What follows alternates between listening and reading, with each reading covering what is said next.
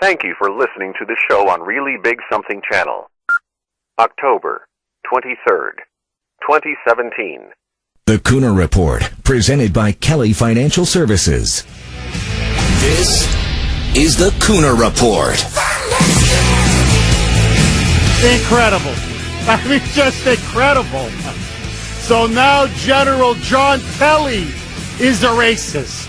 It's incredible. You couldn't make this stuff up. Okay, my friends. So, a lot to talk about today. Believe me, today it's almost going to be the comedy show on the Kuhner Report. I'm not kidding. Was Elizabeth Warren sexually harassed? She says yes. I'm going to call shenanigans on that. Okay? At 1:05. Believe me, we got a lot to cover. But so, the plot this is like a soap opera now. So, this morning on Good Morning America with Stephanopoulos, rabid never Trumper, Steffi Stephanopoulos, has on the widow of slain soldier, the Green Beret, the American hero, Sergeant LaDavid Johnson, Myshia Johnson. And she now recounts the conversation that she had with President Trump when he called her in her car. She then put the phone call on speaker. Beside her was Congresswoman Frederica Wilson, another rabid never Trumper, as well as other family members and political people. She says, yes, the president was insulting, especially his quote-unquote tone. Roll it, Brittany. There are also a lot of questions about the phone call you received from President Trump. I know you were in a car to the airport. Mm-hmm. Tell us what happened next. Me and my family was in the limo to receive my husband from, I think that was Dover we went to? Dover. And we was literally on the airport strip getting ready to get out. And he called Master Sergeant Neil's phone. I asked Master Sergeant Neil to put his phone on speaker so my aunt and uncle could hear as well. And he goes on to saying his statement as what he said was... The president. Yes, the president said that he knew what he signed up for, but it hurts anyways. And it made me cry because I was very angry at the tone of his voice and how he said it. Like he couldn't remember my husband's name. The only way he remembered my husband's name because he told me he had my husband report in front of him. And that's when he actually said LaDavid. I heard him stumbling on trying to remember my husband's name. And that what hurt me the most, because if my husband is out here fighting for our country and he risked his life for our country, why can't you remember his name? And that would make me upset and cry even more, because my husband was an awesome soldier. Look, this is incredible. You know what? Let's play a little bit more, because then I'll give you my take, and then I want to get your reaction. 617-266-6868. So, of course, there's Steffi with the crocodile tears of his. You know, now he's trying to milk this now for all that it's worth. So listen now to Steffi Stephanopoulos. Just probe and probe and probe. Roll it, Brittany. What did you say to the president? I didn't say anything. I just listened. But you were upset when you got off the phone. Oh, very, very upset and hurt. Very. It made me cry even worse. This is unbelievable. First of all, on so many levels. Look, number one, we're now getting into the president's tone. First of all, as any commander-in-chief will tell you, as the president himself, as Trump himself has said repeatedly, this is one of the most awkward, difficult calls you can make. You're nervous. You're nervous to call the widow. Why? She just lost her husband. How do you tell somebody she just lost her husband, or condolences on the loss of your husband?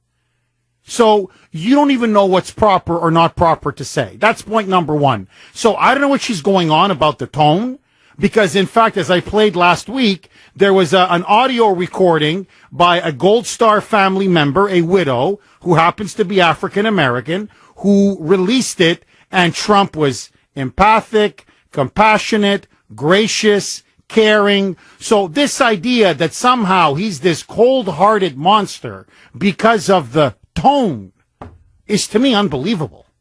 I mean, I'm being honest with you. I mean, like, that's what you have? This is what you're angry about?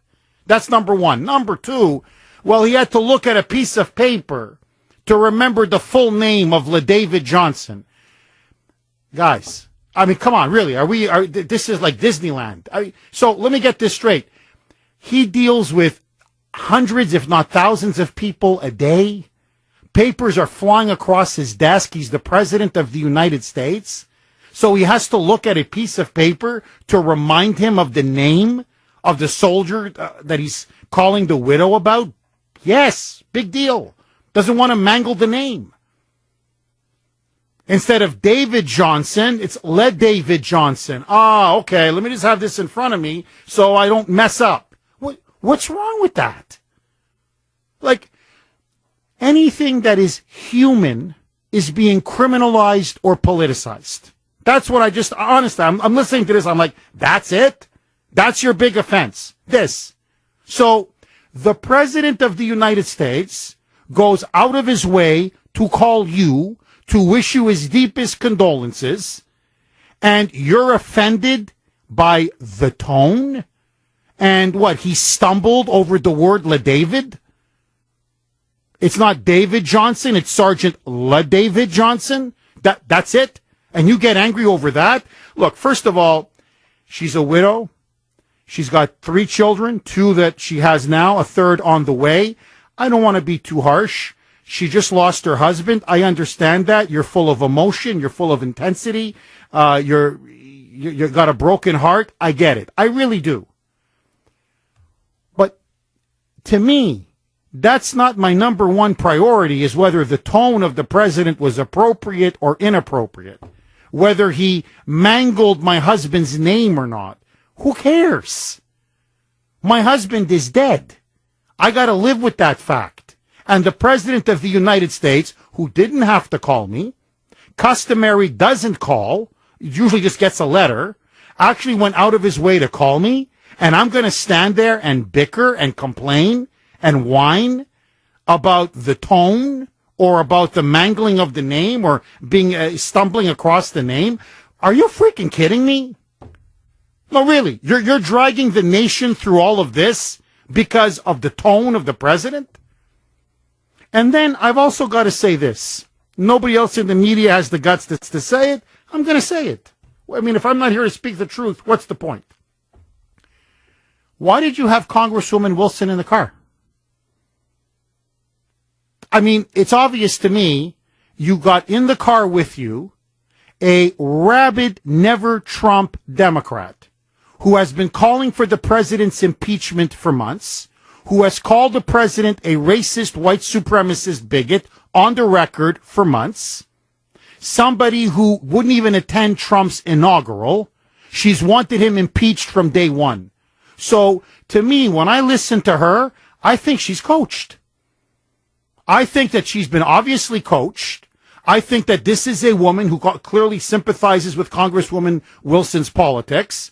And so pretty much anything that would have come out of Trump's mouth, anything, she would have taken offense, and Congresswoman Wilson would have taken offense. But it gets even richer. Okay? It gets even richer. So, in his remarkable press conference last week, where General Kelly just eviscerated Minnie Maxine, just eviscerated that rodeo clown, Congresswoman Wilson, with the ridiculous cowboy hat, okay? He referred to her as a quote-unquote empty barrel.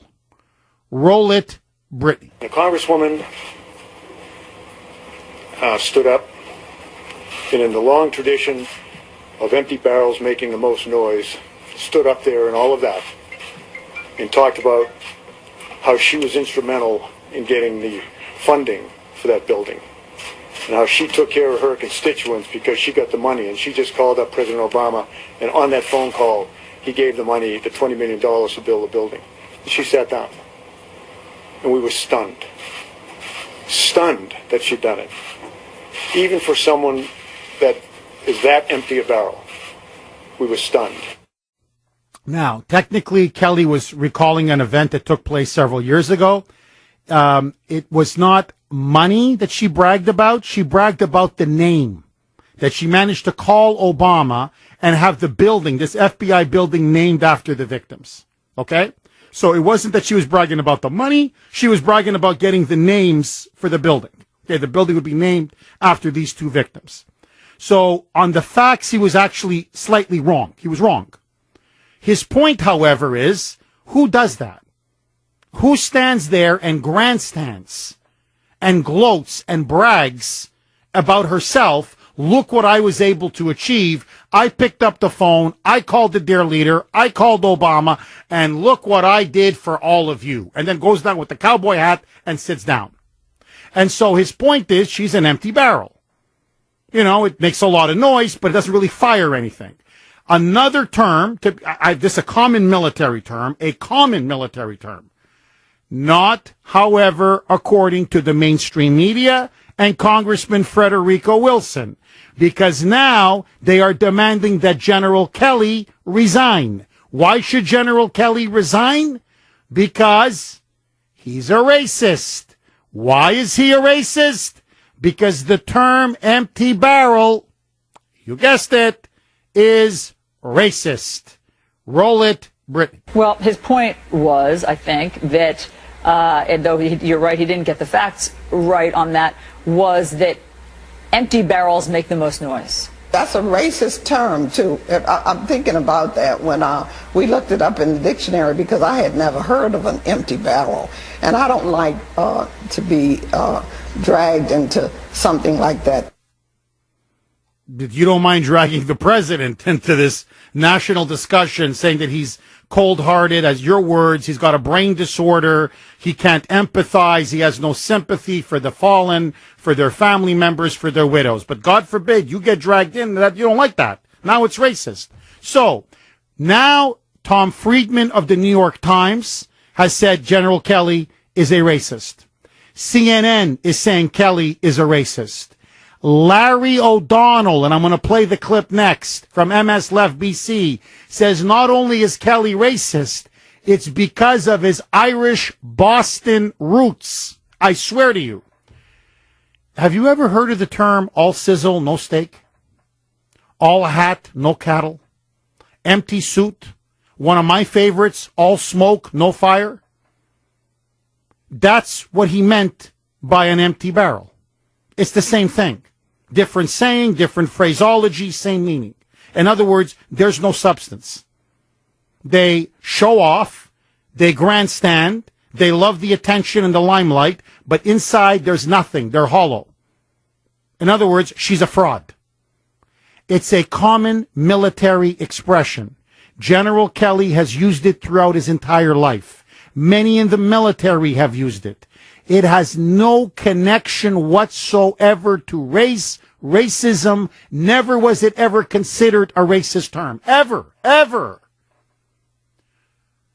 But when they don't have the facts, and they don't have the evidence, and they don't have the truth, you know what the Democrats and the media always play? The race card. And so now even the term empty barrel is now considered racist. General Kelly, welcome to the KKK. 617-266-6868, double barrel question. And these ones are loaded. They're not empty. Double barreled question.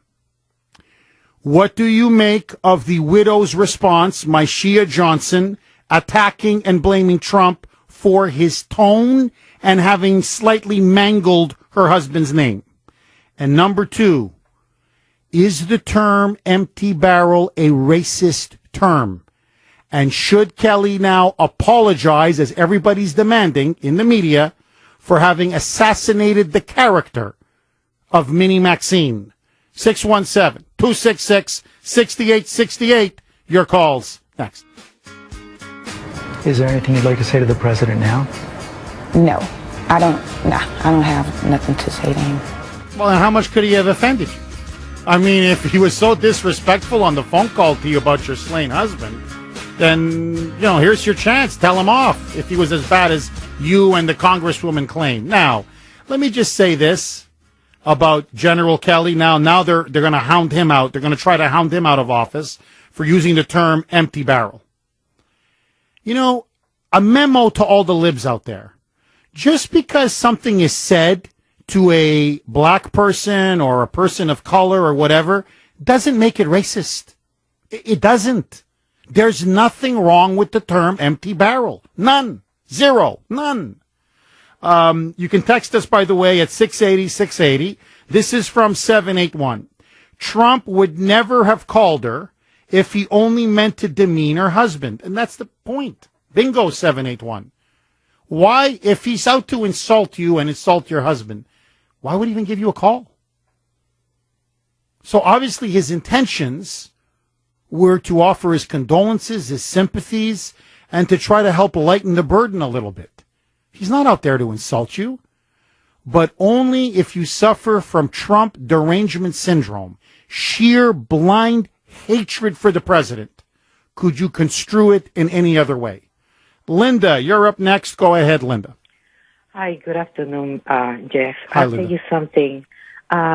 This widow being put in the TV and all over the media by the commie media and Democrats. First of all, if you hear the complete video that he said, yes, he called my name, my husband's name, but he didn't say it good. And he was reading from a paper in the White House. How she know that if she was not in the White House? They are using this woman for the political reason. I can tell you by experience that don't work like that. Second of all, this stuff with General Kelly about what he said about the cowboy girl. Yes, the Congresswoman Wilson, Minnie Maxine. Yes, the one that he said that she was bragging about Obama and stuff like that. It's not out yet, but trust me, my name is Linda, and I'm calling from Andrews Air Force Base. It will come out. She was bragging that Obama gave the money and all that stuff. It will come out. Trust me that I'm telling you that. These people are using a widow that just buried her husband Saturday. What is she doing in the TV? I don't understand why they're dragging her out and then she getting all our makeup. I'm not criticizing her because I'm a military spouse, but she is in the TV with makeup and stuff like that, and she's pregnant. She got to ask this question: who sent those people, those soldiers to Nigeria? It was Obama that did this. He sent those #bring those girls back in 2012. Jeff, these people are so ignorant they cannot see. Linda, great call. Thank you so much for that call. Look, I'm going to have to I'm literally next week, actually a week from tomorrow, to be exact. I will be going to a funeral. Can't announce it yet. I will in the next couple of days. I don't still know, in my own mind, what to tell the grieving widow and the family. I don't know. Okay, and I'm very good friends with the person who passed away. I was very good friends, and I know this family. And I still don't know. How should I properly say it?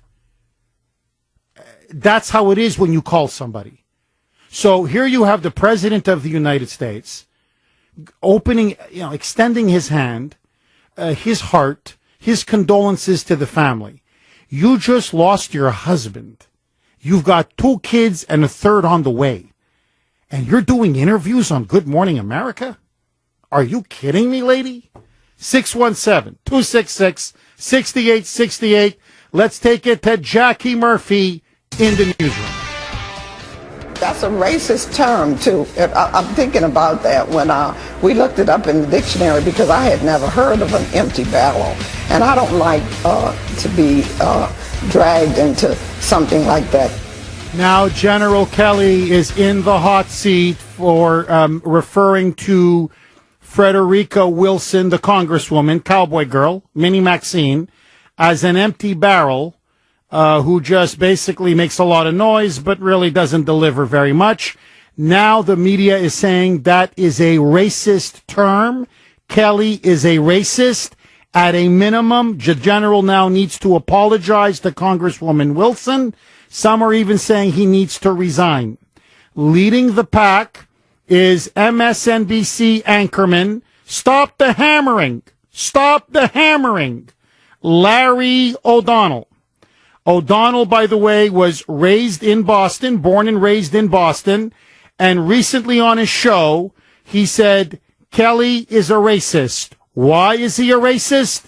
Because he's an Irish Catholic who was brought up in Boston, in particular, Oak Square, Brighton. Roll it, Brittany. When John Kelly was going to school in Oak Square in Brighton, in the Boston Irish neighborhood that he grew up in, the schools were segregated by custom and practice. John Kelly never sat beside a student like Frederica Wilson in his elementary school. It was a neighborhood in which calling someone who looked like Frederica Wilson an empty barrel was the kindest thing that would have been said about her. You know what wasn't sacred when he was a kid growing up, where he was growing up? Black women. Or black people. This is really disgusting. Honestly, I mean, first of all, if no one else has the guts to say it, I'm going to say it. He's a moron. Larry O'Donnell really is. He's a genuine imbecile and a moron, okay? Stop the hammering. Stop the hammering, all right? But let that go. So now we're smearing all Irish Catholics in Boston. Have you noticed that with the left? So now, if you happen to be an Irish Catholic, born and raised in Boston, ipso facto, you're a racist and a bigot. So he's going to lecture a 4-star general. Forget whether he went to school with them, Larry. Stop the hammering. Stop the hammering! Okay? He fought and died with them. They fought on the battlefield together. Stop the hammering, Larry. Okay? He put his life on the line with fellow African-American soldiers. You're telling me now, this guy, who's had an impeccable reputation until now, never once was there ever any allegation of race or bigotry or discrimination of any kind? In fact, it's the exact opposite. He served with them. He fought with them. They bled together. Some of them died with him in battle. And now you're telling me, simply because he's Irish Catholic and from Boston, the guy's a bigot and a racist? You know what wasn't sacred when he was a kid growing up, where he was growing up? Black women. Or black people. I mean, this is unbelievable. So, you know what he is? If no one else, again, if no one else has the guts to say it, then, you know, there's no point in me. I'm going to say it. If I'm not here to speak the truth, what's the point? He's a self-hating Irish American. I'll say it right now. He's like many liberal Irish Americans that I know. He's a self-hating Irish American, and he's a self-hating Irish Catholic. That's it. Nothing else to say. They've internalized every liberal, bigoted stereotype of who the Irish are and the Irish Catholics, especially in Boston. And by the way, the Italians as well. So the Italians in Boston, racist. The Irish in Boston, racist. Racist, primitive, Neanderthal, hate blacks, hate minorities. That's the prevailing view of the Hollywood culture. That's the prevailing view of academia. That's the prevailing view of the liberal elites. And nobody represents it better than Stop the Hammering, Larry O'Donnell. You know, stop the hammering! That's your brain, Larry. Larry, that's your brain. Liberalism is a mental disorder. That's your brain, Larry. Let's go to Arthur in Chestnut Hill. Go ahead, Arthur. Thanks for taking my call, Jeff. I got some important points to make. Arthur, call us back because your cell phone connection is horrible. Let's go to Jerry on the Cape. Go ahead, Jerry. Comrade, how are you, my friend? I've been better. Jeff, Larry O'Donnell is a fraud. First of all, he went to St. Sebastian's Country Day School here in Massachusetts, a private school. He never sat next to a black person either. And then he went to Harvard. He's Irish Catholic. His mother was a corporate office manager, and his father was an attorney. So he lived a life of privilege, okay? So he's a fraud. He doesn't need to speak anymore. You know, all you have to do is look at people's backgrounds, and you know when they're lying, and you know when they're misrepresenting things. You know what? You know how you said liberalism is a mental disorder? Remember Yes. the commercial, this is your brain on drugs? Yes. This is his brain on liberalism. Jeff, General Kelly is the furthest thing from a racist, as you said. And as far as Frederica Wilson goes, you know, she wears that cowboy hat. She says she wears it in honor of her grandmother. She's got 700 of them. Her parents came here from the Bahamas in the 1930s. I didn't know there was cowboys in the Bahamas, did you?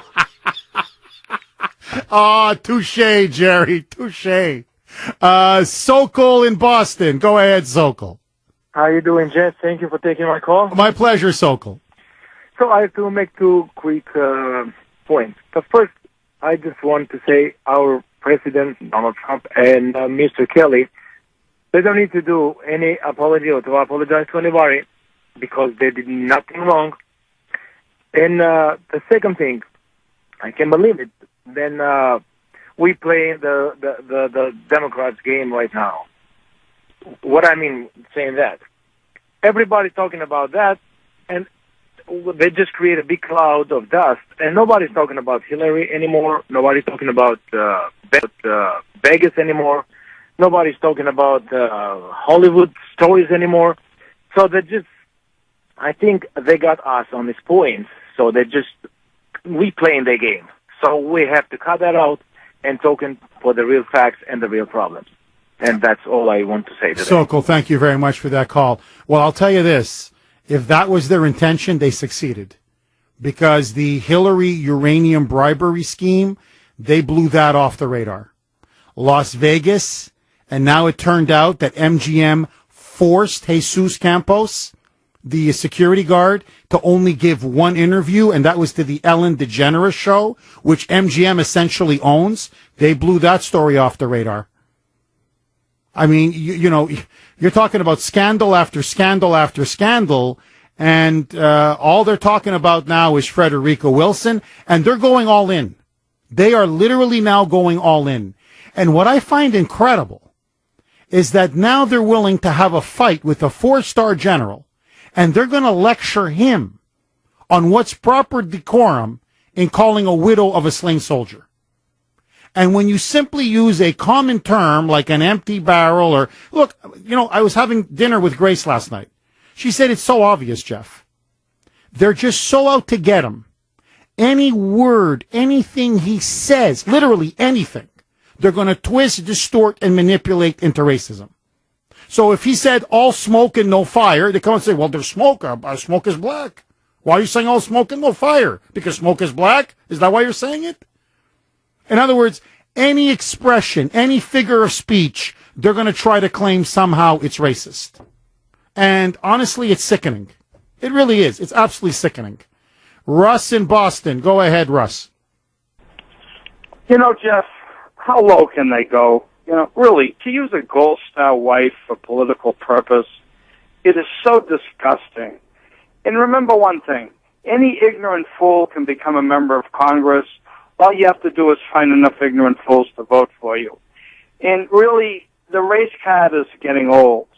And, you know, when they can't make a coherent argument, the only thing they know how to do is use the fraudulent race card. And it just, I've had enough of it, Jeff. It's so sad. And there were so many people, and unfortunately, they get sucked into that lie. Russ, and you've mentioned this on the air. I don't want to get personal, but you served in Vietnam, correct? That's correct, yes. Russ, I'm just curious now, okay? As a veteran, somebody who fought for this country, risked his life, you left obviously a lot of comrades, a lot of friends, a lot of people you served with dead in the jungle in Vietnam.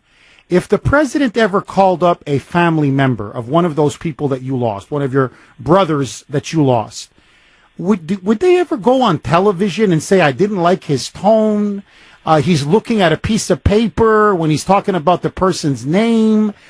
Or would they just be thankful and say, grateful, thank you, Mr. President, for thinking of us and calling us? Am I wrong, Russ? Jeff, my fellow Vietnam veterans, we grew up with families that had values. we knew what the right thing and the wrong thing was to do. You just wouldn't do that because you would dishonor your parents if you did something disrespectful like that. You just wouldn't do it. Russ, thank you for that call. And again, my friend, thank you for your service. Mark in New York. Go ahead, Mark. Jeff, if people, first of all, Jeff, thank you for taking the call. My pleasure. There is so much amazing stuff to report about the Las Vegas massacre that is going unreported. But instead, we're talking about a general who doesn't know how to speak to the widow of the fallen. The president said something that may have come off disrespectful. I mean, the whole situation just seems to me to be like one big distraction. It just keeps getting worse and worse and worse. No, Mark, look, I agree with you. And Bannon made a very interesting point. He was at a convention of California Republicans. And I really want to commend him for his courage, because he could potentially get a gig as a commentator or analyst on Fox News. But, he's very honest. And so what he said was, he referred to CNN, Fox, MSNBC, the cable news networks. He said it's professional wrestling. He said the media today, this is exactly his term, it's professional wrestling. They're games that they play. They pretend like they're being serious, like, in professional wrestling, but it's all fake. And it's there to distract you. He openly said it. Now, that probably kissed away his career potentially as a Fox News analyst, and God knows how much money, but he's 1,000% right. We got Arthur back. Let's go to Arthur in Chestnut Hill. Arthur, we lost you. Bad cell phone connection. Can you hear me, Arthur? Yes, I can. Yeah, I can hear you loud and clear. Go, my friend. As somebody who did serve in the military and did lose a good friend in Vietnam, my best friend when I was in Vietnam, I'll tell you something. How is Trump a racist, by the way, when the first family that he chose to call, of the 4 men, 3 being white and 1 being black, he called the black family? And that was against the advice of the general, just because he knew how difficult it probably was.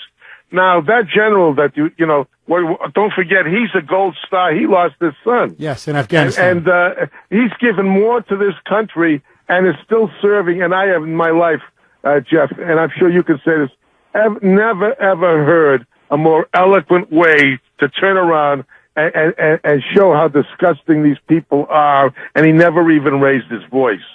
And he's to be commended upon that. As far as the person's the soldier's wife, Jeff, now she said that she never even talked to the president.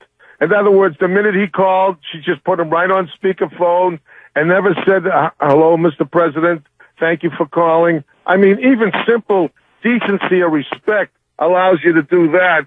So I don't believe her. And if she acted the way that she's acting now, she must have made Mr. Trump, President Trump, very uncomfortable in speaking her in the first place. Arthur, you touch on, thank you for that call. You touch on something, I think, and I think we're getting to the issue here. I think it was a political hit job. I think she knew, because they advise you ahead of time, that the president's going to be calling. She loaded up the car with politicos like the Miami-Dade commissioner, the Congresswoman Frederica Wilson, put him on speakerphone, and then no matter what he said, they were determined to smear and humiliate the president. I think this was a setup by them from the get-go. Just my opinion. 617-266-6868. More with your calls. Next.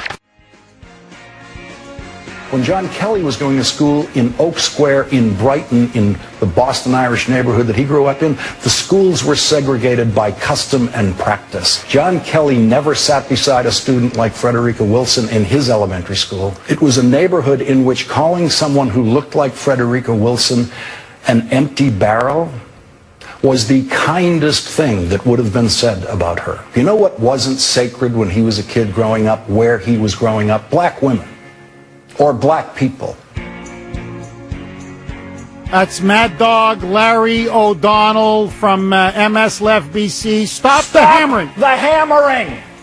And, it's just to me incredible how you could smear and slander the Irish in Boston. All of them. Just General Kelly's Irish. He grew up in an Irish neighborhood. He's a racist. Next. It's to me incredible how the left, they supposedly are always against racism and bigotry. And, the actions of one or two people never should speak for the whole group. But when it comes to the Irish, and increasingly, by the way, the Italians, hey, they're all a bunch of racists. You know it. I know it.